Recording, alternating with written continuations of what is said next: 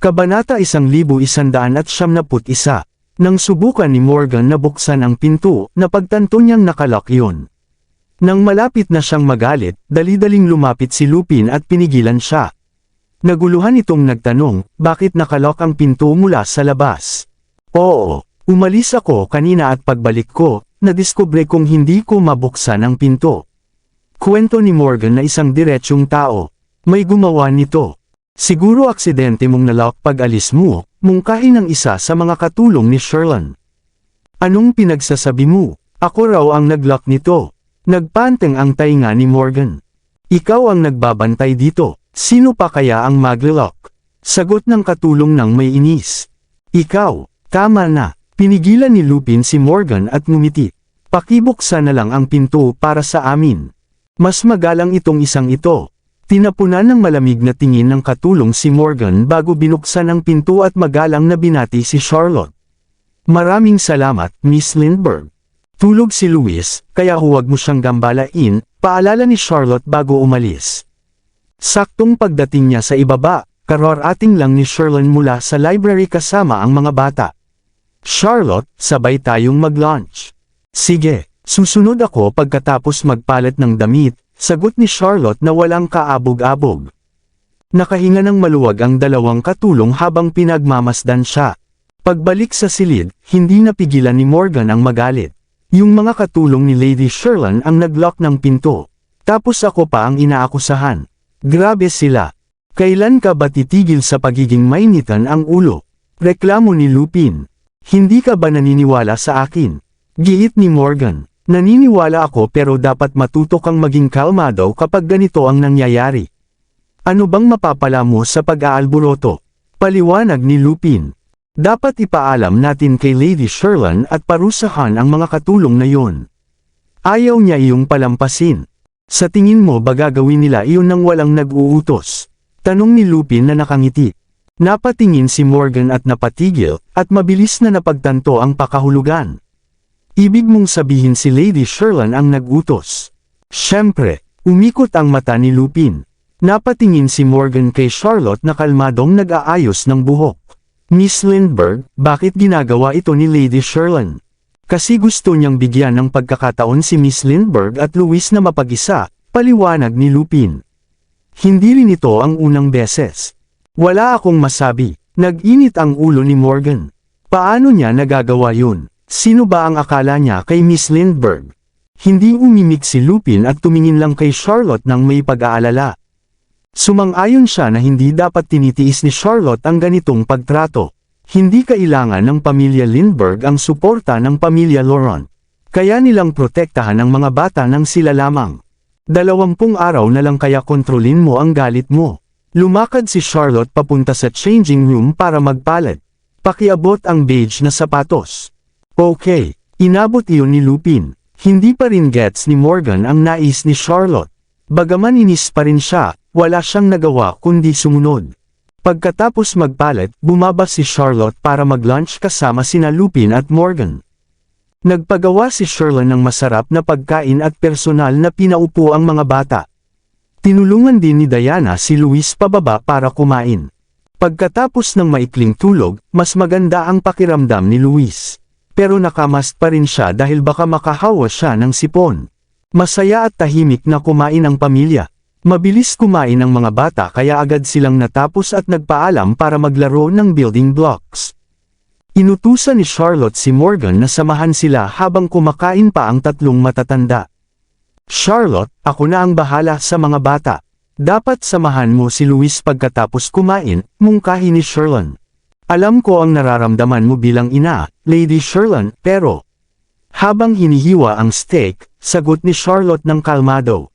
Hindi na bata si Louis kaya hindi niya kailangan na lagi akong nasa tabi. Sa narinig, natigilan si Sherlon sa paghiwa ng steak at nanigas ang ekspresyon. Agad din siyang nakabawi at ngumiti. Dapat kayong mag-spend ng mas maraming oras ngayon na ikakasal na kayo. Oo, syempre, ngumiti si Charlotte. Matagal na kaming magkaibigan ni Louis. Lagi naman kaming magkasama noon. Tama yun, kumpirma ni Louis. Mom, kami. Ano ang tama? Putol ni Sherlon sa anak na may bahid ng paninisi. Ang sinasabi kong magkasama ay hindi katulad ng pagiging magkaibigan. Malaki ka na, alam mo dapat ang ibig kong sabihin. Kunwari niyang sinaway ang anak pero para iyon kay Charlotte. Napatigil si Luis, at hindi maintindihan kung bakit parang nagagalit ang ina. Sa mga bagay ng puso, mas mabuti ang natural na paglago ng damdamin, paliwanag ni Charlotte. Ang pagmamadali ay maaaring magdulot ng hindi magandang epekto. Binibigyang diin ni Charlotte ang hindi magandang dulot ng pagmamadali. Mabilis na naintindihan ni Sherlyn. Akala niyang hindi halata ang ginagawa niya pero nakita iyon ni Charlotte nang hindi siya binabastos. Para sa iyo, Lady Sherlyn. Itinaas ni Charlotte ang baso at ngumiti ng elegante. Mabilis na nakabawi si Sherlyn at tinaas ang baso. Charlotte, bilang ina niya, nais ko kayong maging maayos. Hindi lang ito kasal ng dalawang tao kundi kasal ng dalawang angkan. Paalala yun kay Charlotte na mabigat ang responsibilidad niya. Tama ka, Lady Sherlyn. Ininom ni Charlotte ang laman ng baso. Si Danrick, pinsan kong nakatatanda, ay pabor din sa kasal na ito dahil naniniwala siyang si Luis ay tapat at mapagkakatiwalaan. Tama yan, ngumiti si Sherlyn ng kontento. Para sa kaligtasan namin, pinadala niya ang pinagkakatiwalaang tao niya. Hindi mo ba alam, si Gordon ay bodyguard ni Danrick? Nagulat si Sherlyn. Ibig sabihin, lahat ng nangyayari ay nalalaman ni Danrick. Abala siya kaya ayokong istorbohin. Hihingi ako ng tawad sa kanya kapag may oras. Ganoon pa man, ipinangako kong aalagaan ang 3 niyang mga anak. Ilang araw pa lang kami dito pero nawala na agad si Alpha. Kapag nalaman niya iyon, baka magalit siya. Ako, may pananagutan din ako. Naging alisto si Sherlyn. Sinasabi ni Charlotte na alam niya ang mga pinaggagawa nito at alam iyon ni Danrick. Hindi mo kasalanan, sagot agad ni Charlotte. Ang staff ko ang nagkulang. Pero aksidente iyon. Buti na lang at walang masama na nangyari. Siguraduhin lang na hindi na maulit. Hindi na mauulit. Dinagdagan ko ang seguridad at naglagay ng surveillance cameras para hindi na maulit, paliwanag ni Luis. Tama ang sinabi ni Luis, dagdag ni Sherlyn. Inutusan ko rin ang mga katulong na maging mas maingat sa mga bata. Maraming salamat. Ngumiti si Charlotte. Tapos na ako. Maghahanda na ako para sa treatment ko, sabi ni Charlotte kay Luis. Luis, huwag kalimutang uminom ng gamot at magpahinga. Oo. Tumango si Luis. Nagsinya si Charlotte kay Sherlyn at umalis. Tinitigan siya ni Sherlyn ng may halong emosyon na hindi maipaliwanag. Mommy, aalis na rin ako. Umalis si Luis. Doon lang sumabog ang galit ni Sherlyn, ibinagsak ang wine glass at umalis ng padabog. Sa kanilang silid, mahina ang sabi ni Diana. Totoo pala ang kasabihang hindi mo mahuhusgahan ng tao sa panlabas. Bata pa si Miss Lindbergh pero ang talas ng salita niya, bawat bigkas ay parang paalala o babala. Mukhang minamaliit ko siya noon. Mas iniisip ito ni Sherlyn, mas lalo siyang nagagalit. Sa buong buhay niya, hindi pa siya nasupol ng ganito, at ang mas masakit pa, ang nanunupol sa kanya ay ang magiging manugang niya.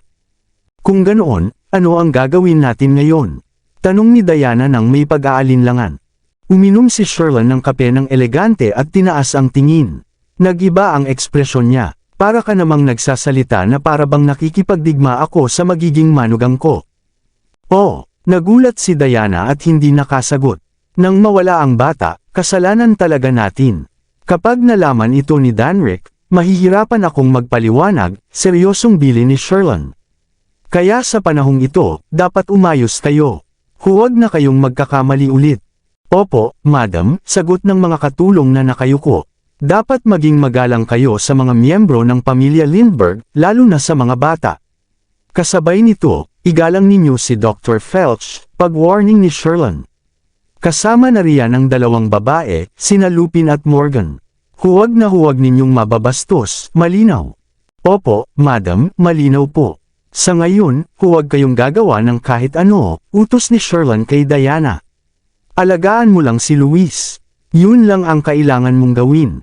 Sige, tumango si Diana. Samantala, nagtungo si Charlotte at Morgan sa hardin upang tingnan si Fifi, ang agila na nagkasipon matapos ang malakas na ulan kahapon. Talagang nailabas mo kanina ah. Dahil walang ibang tao, pabulong na sabi ni Morgan. Nagulat si Lady Sherlyn kaya hindi siya nakapagsalita. Nanlamig tapos namula ang mukha niya. Ano bang sinasabi mo? Umismid si Charlotte. Hindi ko naman siya sinagot. Nagsasabi lang ako ng totoo at nakikipagrason. Oo. Ngumiti si Morgan. Ang Miss Lindbergh natin ang pinakamakatao sa lahat. Tinapunan siya ng tingin ni Charlotte at nagtanong ng casual. Nakausap mo ba si Marino nitong mga araw? Ha! Sa tanong na iyon, agad nalungkot ang ekspresyon ni Morgan. 2 beses lang kaming nag-usap simula nang bumalik ako sa Erihal.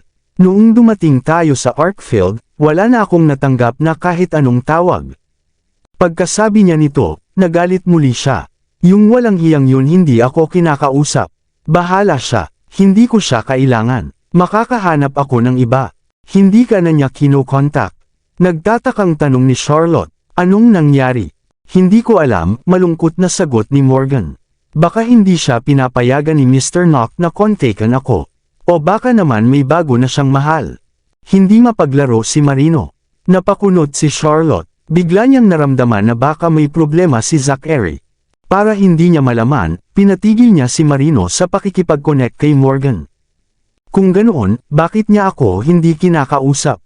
Pati numero niya pinalitan niya. Lumungkot lalo si Morgan. Naisip ko tuloy na sabihin kay Mr. Lindbergh ang relasyon namin pero umatras siya. Huwag mong isipin masyado. Tinapik siya ni Charlotte sa balikat at lumapit sa pugad ni Fifi. Pinapainom ng gamot ng mga tauhan si Fifi na matamlay at walang ganang gumalaw. Pero nang makita si Charlotte, lumipad ito papunta sa kanya. Itinaas ni Charlotte ang kamay para saluhin ito. Nang makita niya ang payat at pagod nitong hitsura, naawa siya at marahang hinaplos ang mga balahibo nito. Magpahinga ka muna rito sa bahay nitong ilang araw para gumaling ka agad. Ko. Mahinang tumawag si Fifi at itinuro ang direksyon ng gubat gamit ang ulo. Ano ang meron doon? Tumingin si Charlotte sa direksyon at agad na nagutos. Sige, imbestigahan ninyo. Opo, miss, dinala ni Morgan ang ilang tao at nag-imbestiga. Pagkalipas ng mahigit kalahating oras, bumalik siya na may dalang kuneho at nagulat. Miss Lindbergh, wala namang kakaiba doon maliban dito. Mabuti yun. Sa ngayon, kailangan nating maging mas mapagmatsyag. Naiintindihan po. Matapos noon, wala nang nangyaring kakaibang insidente sa manor. Personal na inalagaan ni Sherlyn si Luis at tumigil na siya sa pagbibigay ng pahiwatig o pagpilit kay Charlotte na samahan ang lalaki.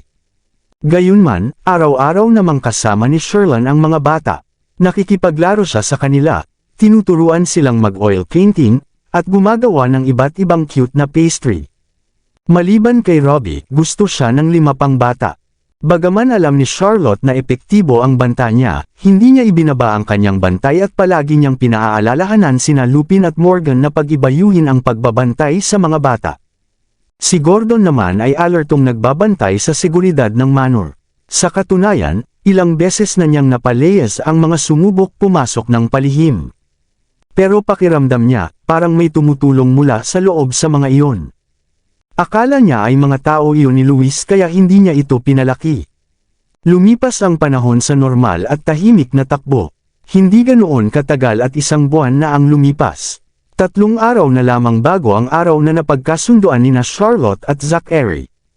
Habang unti-unting lumalapit ang araw, bumibigat ang pakiramdam ni Charlotte dahil wala pa ring balita mula sa H-City.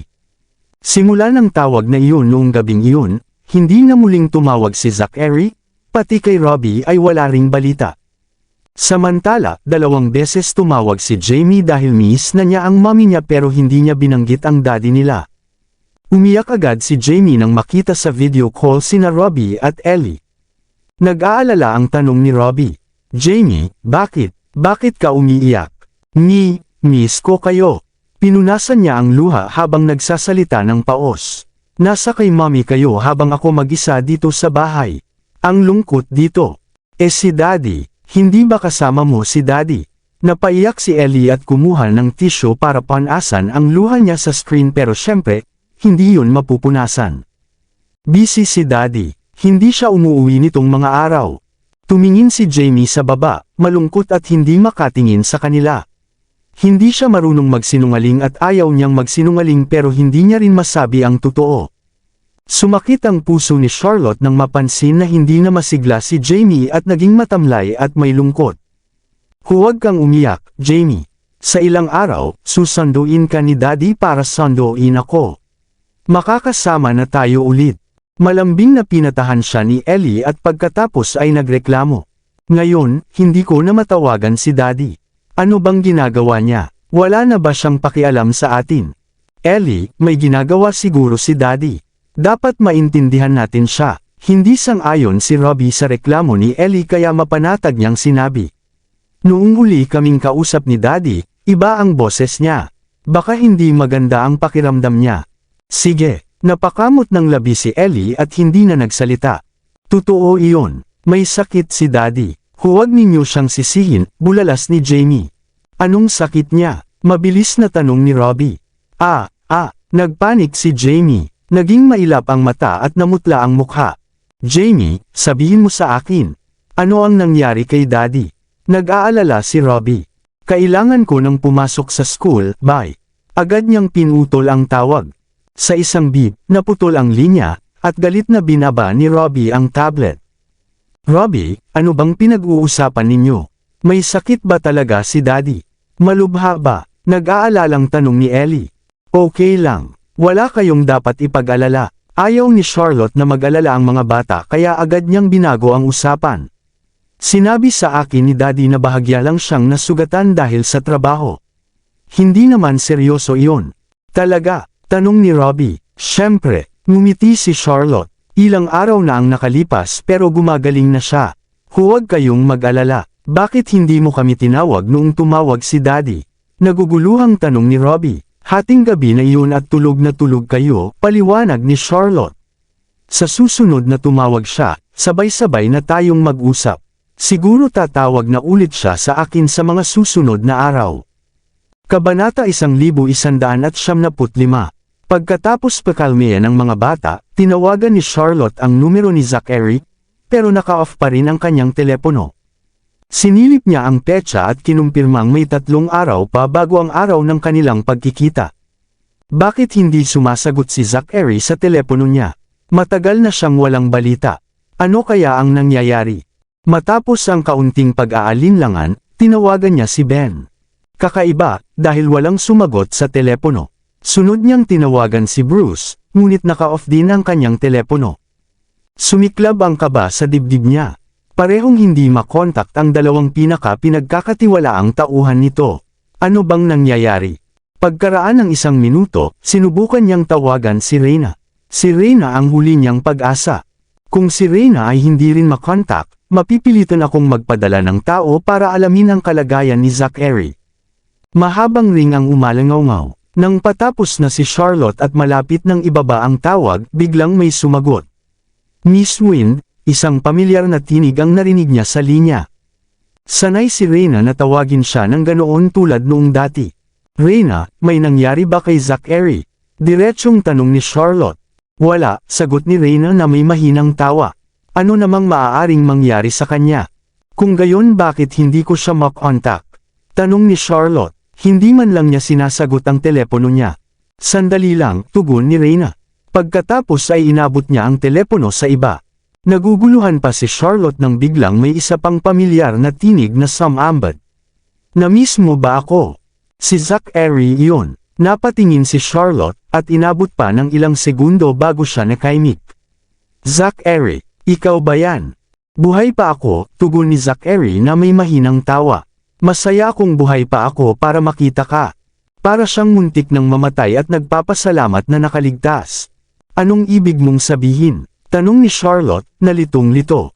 3 araw mula ngayon, haharap ako sa iyo ng tama sa oras, anunsyo ni Zachary at biglang ibinaba ang tawag. Nakatayo lamang si Charlotte na hindi makagalaw, litong-lito sa mga sinabi nito. Bakit parang may mabigat na pinagdaanan si Zachary? Pero ang mahalaga, buhay pa siya. At dahil nangako siyang darating sa loob ng 3 araw, ibig sabihin ay ayos lang siya. Malalim siyang huminga upang kalmeyan ang sarili bago pinuntahan ang mga bata. Robbie, Ellie, nakausap ko si Daddy sa telepono. Darating siya matapos ang 3 araw. Talaga, nagsilapat ang dalawang bata, sabik na sabik. Iniabot ni Robbie ang kamay at nagsabi, "Mommy, pahingi ng telepono.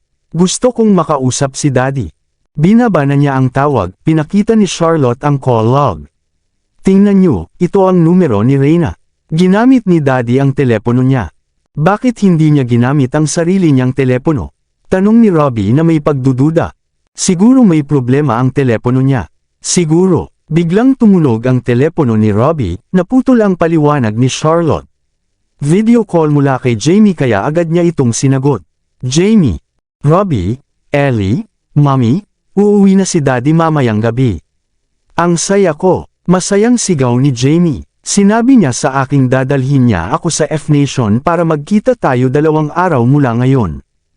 "Talaga, ang galing." Napangiti ng malaki si Robbie at sa wakas ay naniwala na siyang malapit nang bumalik ang kanilang ama.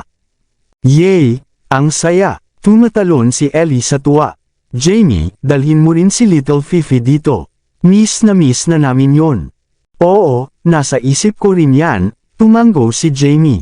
Sa likuran niya, pumapagaspas si Little Fifi at umuukil-kil na tila sumisigaw, "Ellie, Ellie, Robbie, Jamie, Mommy." Ang agila na si Fifi ay tila nagpapaalala na huwag siyang kalimutan. Tuwang-tuwa ang mga bata sa nalalapit na muling pagkikita. Hindi mapigilan ni Charlotte ang ngumiti. Kahit ayaw niyang aminin, kumakabog ang puso niya sa inaasam na araw. Siguro mismo na talaga si Jamie. Si Diana, na dumadaan tulak ang tray ng merienda, ay nasaksihan ang lahat. Iba-ibang emosyon ang dumaan sa kanyang mga mata. Pumasok siya sa silid ni Sherlyn at isinaad ng maingat ang kanyang nakita. "Akala ko ba tuluyan ng hiwalay si Miss Lindbergh sa asawa niya? Hindi pa rin pala galit na bulalas ng isang katulong. Paano niya nagawa iyon? Ikakasal na siya kay Sir Luis. Hindi ko akalaing nakikipag-ugnayan pa rin siya sa ex-husband niya dagdag pa ng isa. Oo, ano bang tingin niya kay Sir Luis?" "Lady Sherlyn, kakausapin ko po si Miss Lindbergh," mungkahi ni Diana ng mahina ang boses. Kung ipinipilit ng ex-husband niya na makita ang mga bata, pwede naman natin ipadala ang mga bata sa kanya. Hindi na kailangan pang magkita sila. Matigas ang ulo ni Charlotte at mainit ang ulo. Hindi niya hahayaang may makialam sa negosyo niya. At hindi rin natin kayang galitin ang ex-husband niya, sagot ni Sherlyn na may pagkairita. "Wala tayong magagawa kundi hayaan silang magkita. Kung pupunta pa siya rito, kailangan pa nating tretuhin siya ng may lubos na paggalang." Ngunit nag-aalala si Diana. Ilang araw nang balisa si Luis. Siguro dahil sa nalalapit nilang pagkikita. "Oo, kanina, pagpasok ko para maghain ng kape, nakaupo lang siya sa mesa, tula lang nakatitig kung saan dagdag ng isang maid. Napaka-simple ng anak ko," napabuntong hininga si Sherlyn. "Kung pababayaan ko, ni hindi niya malalaman na niloloko na pala siya." Matapos ay nagsalita siya ulit. "Hindi naman basta-basta si Zachary. Kailangan kong kumilos bago pa man siya makarating dito." Hindi naintindihan ng ibang katulong ang pinapahiwatig niya. Ngunit agad naintindihan ni Diana. "Auntie Sherlyn, ang ibig niyong sabihin. Kinausap ko ang mga bata kahapon tungkol sa pag-imbita sa magician troupe para magtanghal dito sa manor," ngumiti si Sherlyn. "Sabihan mo silang dumating bukas ng hapon." "Opo," paalam ni Diana at agad na umalis. Sa paglabas niya, nasalubong niya si Luis. Agad siyang yumuko. "Luis." "Him," sagot nito nang wala sa sarili at pumasok sa silid ni Sherlyn, na nakayuko ang ulo. Iniiwasan siya ni Luis mula noong halos ihabilan niya ang sarili niya noong may sakit ito. Takot itong makasama siya ng mag-isa.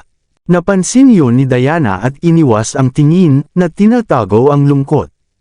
Kumatok si Luis. "Mom, nais kong anyayahan si Charlotte sa isang beach vacation ng 2 araw." "Bakit bigla naman sa beach?"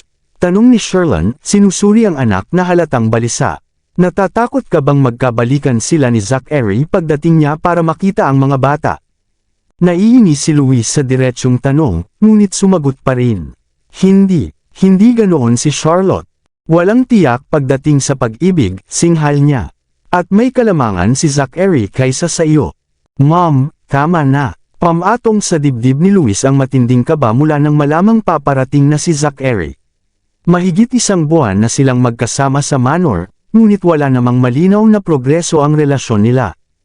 Noong araw na iyon, sinubukan niyang tanungin si Charlotte tungkol sa kasal, ngunit umiwas ito at agad na nakipaglaro sa mga bata.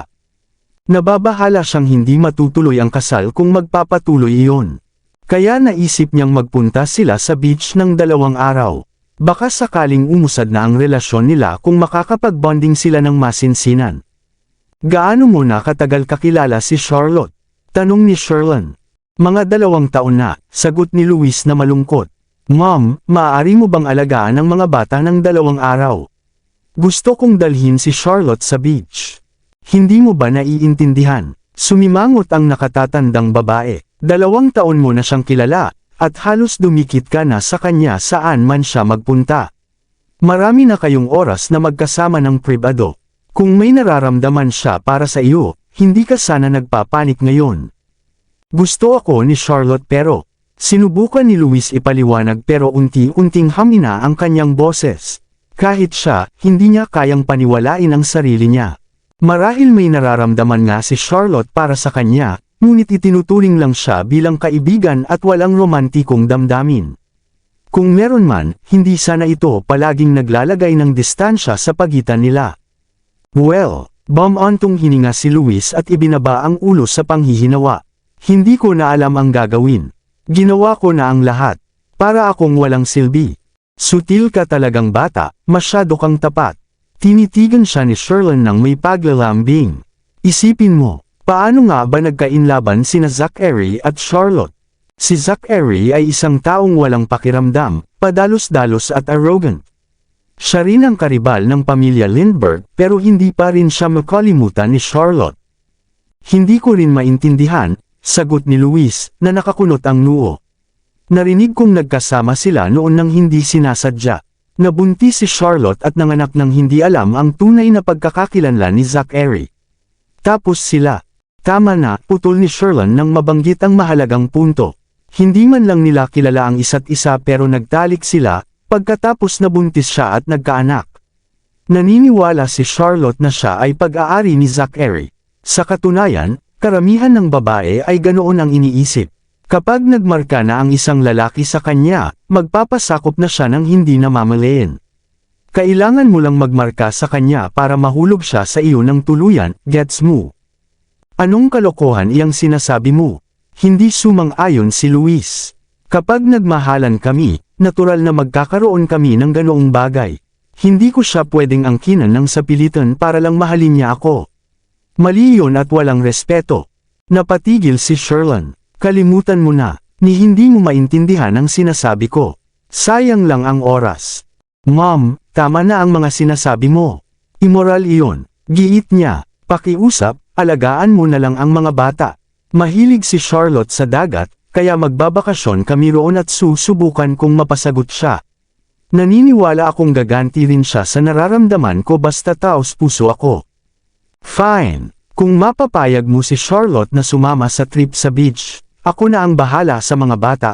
Sang-ayon ni Sherlyn, wala nang ganang pagsabihan pa ang matigas ang ulo na anak. Tinawag ko na rin ang magician troupe para magtanghal bukas para sa mga bata. That's great. Naliwanagan ang mukha ni Luis sa tuwa. Kakausapin ko na si Charlotte tungkol sa beach getaway ngayon. Sige, kailangan ko ring ipaalam sa mga bata ang magandang balita. Siguradong matutuwa sila. Inilapag ni Sherlyn ang tasa at tumayo para lumabas ng silid. Thank you, Mom. Niyakap siya ni Luis sandali bago nagmamadaling umalis para hanapin si Charlotte. Pinagmasdan siya ni Sherlyn na papalayong sabik na sabik, sabay iling sa kawalan ng magawa. Lady Sherlyn, bakit po kayo pumayag sa kahilingan ni Sir Luis? Akala ko po may plano kayo. Bulong ng isang katulong. Hindi papayag si Charlotte na sumama sa trip. Tutok na tutok siya sa ex-husband niya kaya hindi siya aalis ng manor, matatag na sagot ni Sherlyn. Magpapatuloy ang plano natin gaya ng dati. Naiintindihan ko. Tulad ng inaasahan, nang puntahan ni Luis si Charlotte at banggitin ang beach getaway, agad niya itong tinanggihan. Diretsyong sinabi nitong darating si Zachary sa loob ng 2 araw para kunin ang mga bata, kaya gusto niyang gugulin ang natitirang oras kasama si Ellie sa manor. Karaniwan, hindi na pinipilit ni Luis kapag tumatanggi si Charlotte, pero ngayon sinubukan niyang kumbansihin ito na pwede namang sumama si Ellie at may inihanda siyang sorpresa. Ngunit kahit ano pang sabihin niya, nanindigan si Charlotte na mananatili siya sa manor. Lugmok, napilitan siyang umalis. Nang lumabas siya ng silid, narinig niya mula sa ibaba ang masisiglang tinig ng mga bata. Hindi na ako makapaghintay para sa magic show. Magaling ba ang magician? Pwede ba niya akong turuan ng magic? Nagtipon ang 3 bata sa paligid ni Sherlyn at sabik na pinag-uusapan ang darating na magician troupe. Siyempre magagaling sila, magugustuhan niyo sila, kaya nila kayong turuan ng magic. Kung gusto niyo, ipapakiusap ko sa kanila. Mahusay na pang-aaliw ni Sherlyn. Yay!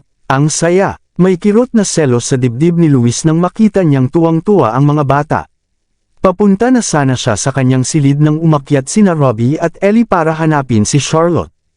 May mga damit na hawak si Ellie. Habang tumatalon sa hallway, nagtanong siya, "Robbie, alin dito ang pinakamaganda?"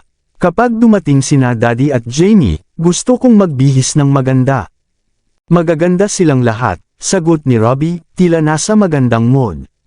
Iba-iba ang style, piliin mo yung pinakagusto mo. Wala kang alam. Si Mommy ang tatanungin ko. Inipon ni Ellie ang mga bestida at mabilis na tumakbo papunta kay Charlotte. Nang madaanan niya si Luis, magalang siyang bumati. "Hello, Sir Luis." "Hello Ellie," ngumiti si Luis bago bumaling kay Robbie. "Hi, Robbie." Tumango si Robbie at sinundan si Ellie papasok sa silid ni Charlotte. "Mommy, pumili ka ng pinakamagandang damit para sa akin.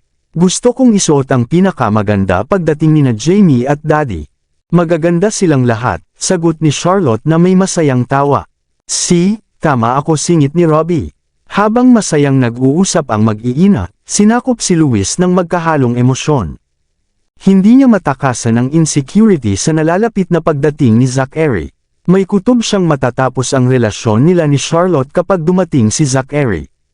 Ibig sabihin, ang kasal nilang naka-schedule sa loob ng 9 na araw ay posibleng hindi matuloy.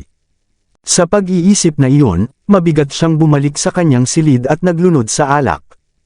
"Luis," kumakatok si Diana habang may dalang tonic at pumasok. "Kagagaling mo lang sa sakit kaya kailangan mo ng maayos na pag-aalaga." Pinapabigay ito ni Auntie Sherlyn. "Thank you," putol ni Luis, na nakapatong ang noo sa palad, bahagyang hilo sa alak na nainom niya kanina. "Anong problema, Luis?" tanong ni Diana, na puno ng pag-aalala. "Bakit ka umiinom? Masama ba ang pakiramdam mo?" "Ayos lang ako. Pwede ka nang umalis," tinaboy niya ito at bumalik sa pag-inom. "Tumigil ka sa pag-inom." Hinablot ni Diana ang baso ngunit hindi ito binitawan ni Luis. Nadulas siya at napabagsak sa kondongan nito. Mabilis siyang itinulak ni Luis at pasigaw na sinabi, "Diana, ikakasal na ako. Huwag mo itong gawin." "Ikakasal? Hindi naman mukhang mangyayari yun," mahina niyang bulong. "Ano ang sinabi mo?" singhal ni Luis. "Kanina, nadaanan ko ang silid ni Miss Lindbergh at narinig ko siyang may kausap sa telepono. Napakalambing ng boses niya at narinig ko pang sinabi niyang hobby. Sa tingin ko, hindi pa niya nakakalimutan ang ex-husband niya. Siguradong magkakabalikan sila pagdating niya rito," dagdag ni Diana, na pinalala pa ang kwento. "Imposible," nagpanik si Luis. Alam niyang hindi ganoon si Charlotte, pero hindi niya mapigil ang mabalisa sa nakaraan ni na Zachary at Charlotte. "Totoo, narinig ko mismo," dagdag pa ni Diana. "Sinabi pa ni Miss Lindbergh sa mga bata na hindi kanya pakakasalan dahil mabuting kaibigan lang ang tingin niya sa iyo. Sabi pa niya na muling mabubuo ang pamilya nila pagdating ng daddy nila." Maraming salamat sa lahat ng sumusubaybay. Please subscribe and follow my YouTube and Facebook channel, Filipino Novel. Maraming salamat po. "Tumigil ka na," sigaw ni Luis at inihagis ang baso sa galit. Nagulat si Diana at mabilis na lumuhod sa sahig para pulutin ang mga bubog. Sinadya pa niyang itutok ang matambok at matigas niyang puwitan kay Luis sa mapanuksong paraan. Natigilan ang lalaki sandali sa inasal niya ngunit agad ding bumalik sa ulirat at hinawakan ang kanyang noo sa inis. Lumabas ka, pero Luis, sabi ko, lumabas ka, muling bulyo niya, puno ng puot. Ito ang unang pagkakataon na nagalit siya ng ganito kay Diana. Gulat na gulat si Diana at dali-daling lumabas ng kwarto dala ang tray. Sakto namang paakyat ng hagdan si Sherlyn at nakita si Diana na nagmamadaling lumalabas mula sa kwarto ng anak niya. Agad niyang tinanong, anong nangyari? Umiinom si Luis para malunod ang problema niya, paliwanag ni Diana, na mamula-mula ang mga mata. Sinubukan ko siyang pigilan pero hindi siya nakinig, tapos ako pa ang sinigawan niya. Bakit siya iinom ng walang dahilan? Inis na tanong ni Sherlyn. Naglinga-linga muna si Diana at marahang lumapit para bamulong, siguro may narinig siyang masamang balita kaya nagkaganyan. Anong masamang balita? Yuzisa ni Sherlyn. Muling bamulong si Diana, narinig daw niyang tumatawag si Miss Lindbergh sa ex-husband niya at tinawag niya itong hubby. At sinabi pa niya sa mga bata na magkaibigan lang daw sila ni Luis kaya imposibleng magpakasal sila. Kaya siguro nagkaganyan siya. Napahinto si Sherlyn sa galit. Kahit alam niyang hindi mahal ni Charlotte si Luis, hindi niya inakalang tatapakan nito ang damdamin ng anak niya ng ganoon. Siguro ay dahil pad-ating na si Zachary kaya siya ganyan, ha? Auntie Sherlyn, baka pwede ninyong kausapin siya, suhestyon ni Diana na parang nag-aalala. Pero sana huwag na ninyong banggitin ang narinig niya. Malamang sobrang nasaktan na siya. Dir-diretsyong naglakad si Sherlyn papasok sa kwarto ni Luis at binuksan ang pinto. Nakita niyang nakasalampak ito sa sofa at tahimik na umiinom. Nagngingit-ngit ang galit niya. Ano bang ginagawa mo? Mom, bakit kayo nandito? Mahinang tanong ni Luis. Anong masusolusyon mo sa pag-inom? Kinuha niya ang baso mula sa anak. Ako at ang ama mo ay palaging maipagmamalaki ka namin, pero paano ka naging ganito kawalang silbi? Ano bang nagawa ko? Gulat na tanong ni Luis. Umiinom lang naman ako. Parating na ang kalaban kaya dapat tumindig ka. Ang kasal ninyo ni Charlotte ay inanunsyo na. Fiancé mo na siya. May karapatan kang pigilan siyang makipagkita kay Zachary. Sabihin mo lang, bakit ka nagpapakalunod sa alak? Ayokong pilitin siya, malungkot na sagot ni Luis. At saka hindi ko naman siya mapipigilan. Kahit kaya ko, hindi ko mapipigilan si Zachary. Napatigil si Sherlyn. Kahit lasing, malinaw ang utak ng anak niya. Sinubukan niyang ibahin ang approach. Huwag kang mag-alala, sisiguraduhin kung matutuloy ang kasal ninyo. Siguradong pakakasalan ka ni Charlotte. Talaga, biglang nagliwanag ang mukha ni Luis bago muling tumigil. Pero paano kayo nakakasiguro? Magtiwala ka lang sa akin, sagot ni Sherlyn ng mariin. Pero tigilan mo na ang pag-inom. Maligo ka na at matulog. Bukas, ngumiti ka at samahan mo ang mga bata sa magic show. Akala ni Luis, gusto lang ng ina niyang samahan niya ang mga bata para mapalapit kay Charlotte kaya tumanggo siya. Sige. Sige na maligo ka na. Opo. Pagkaalis niya sa kwarto, napabuntong hininga si Sherlyn. Kanina, nagdadalawang isip pa siya tungkol sa plano pero nang makita ang pagdurusa ni Luis, tumibay ang loob niya. Kailangan ko silang turuan ng leksyon para matuloy ang kasal. Kabanata 1200. Maganda ang panahon kinabukasan. Pagkagising ng mga bata, agad silang nagpunta kay Sherlyn para tanungin kung dumating na ang magician troupe. Natawa si Sherlyn at sinabi sa kanila na paparating na ang grupo. Tuwang-tuwa ang mga bata. Sa almusal, ikinwento pa nila kay Charlotte ang tungkol sa magician troupe. Nagtanong si Charlotte tungkol dito, at ipinaliwanag naman ni Sherlyn ang detalye.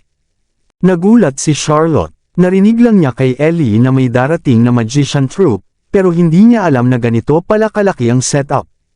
Mahigit 100 ng staff ang papasok sa manor kasama ang mga kagamitan nila, at magtatayo pa sila ng entablado para sa performance mamayang gabi. Ibig sabihin, magkakaroon ng pagkakataon ng mga asasin mula Erihal para makalusot sa manor. Delikado ito. Kaya agad niyang sinubukang kumbansihin si Sherlyn na kanselahin ang performance o gawing mas maliit ang bilang ng papasok. Pero matigas si Sherlyn. Hindi raw maganda na napangakuan na ang mga bata tapos sisirain niya ang salita niya. At paparating na raw ang troupe. Habang nagsasalita siya, may nagulat na nasa gate na ang magician troupe. Bago pa makapagsalita si Charlotte, iniutos na ni Sherlyn na papasukin sila at pinaasikaso pa sa tao niya. Wala nang nagawa si Charlotte at pinaalalahanan na lang ang mga bata na huwag pumunta sa garden bago matapos ang setup at baka mapahamak sila. Mabait na tumango ang mga bata.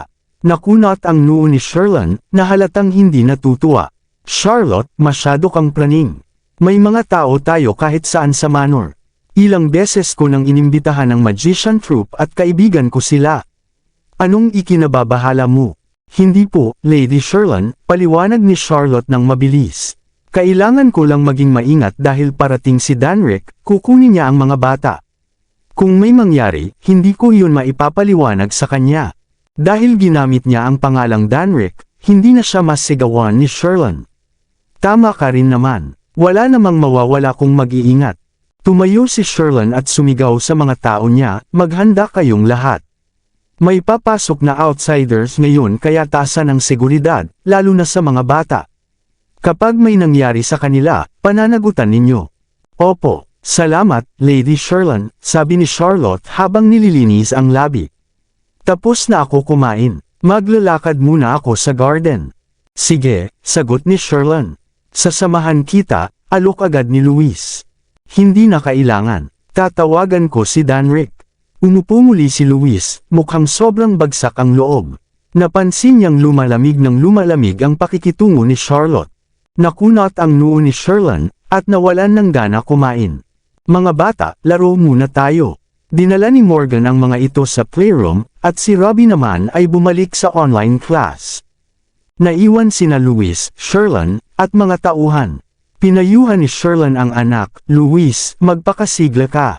Habang ganyan ka, lalo ka lang niyang iiwasan. Alam ko, sagot ni Luis na pilit na nag-iisip ng positibo. Sasamahan ko na lang ang mga bata. Sige, habang nakikita siya ni Sherlyn na sobrang bagsak ang loob, napabuntong hininga na lamang siya. Ni minsan, hindi naging matagumpay si Luis sa buhay, pero hindi pa niya nakita itong ganito kadurog. Kung hindi ito maaayos, baka hindi na siya makabangon muli. Auntie Sherlyn, tawag ni Diana habang papalapit. Yumuko siya at bamulong, handa na ang lahat. Mag-ingat kayo, maraming espiya ng Lindbergh family dito, paalala ni Sherlyn. Opo.